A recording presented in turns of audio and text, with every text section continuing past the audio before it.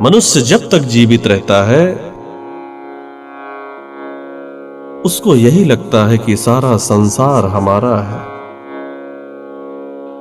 लेकिन जीवन का कड़वा सत्य यही है प्यारे कि मनुष्य अकेला आया है और अकेला जाएगा।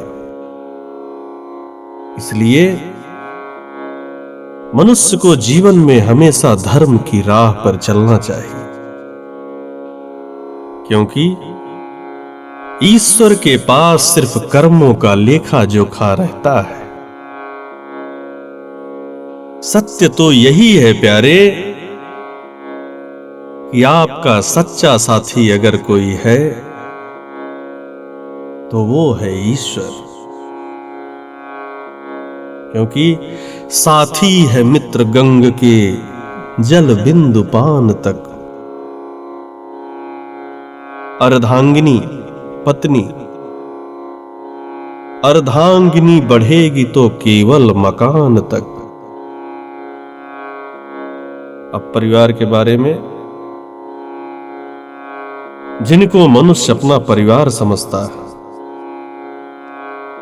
उसकी सच्चाई यह है कि परिवार के सब लोग चलेंगे श्मशान तक।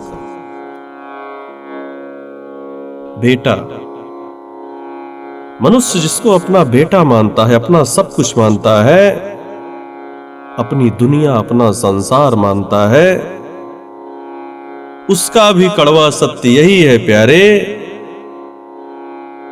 बेटा भी हक निभाएगा तो केवल अग्निदान तक। इसके आगे अगर आपको कोई सहारा देगा तो वो है ईश्वर, क्योंकि मृत्यु के बाद कोई भी आपके साथ नहीं जाता है। चाहे बेटा हो, बेटी हो, पत्नी, भाई, बहन, परिवार, सब यहीं छूट जाता है। मृत्यु के बाद केवल ईश्वर ही सहारा है। इसलिए जब तक जीवन है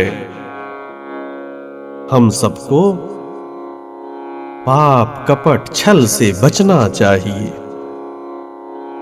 क्योंकि जीवन में जो मनुष्य जितना भी पाप करता है, जितना भी अधर्म करता है, सबका लेखा जोखा भगवान के पास लिखा जाता है। धरती पर मनुष्य हमेशा पाप करता है, छल करता है, कपट करता है। वह सोचता है कि मुझे कोई देख नहीं रहा है, लेकिन ईश्वर सब कुछ देखते रहते हैं।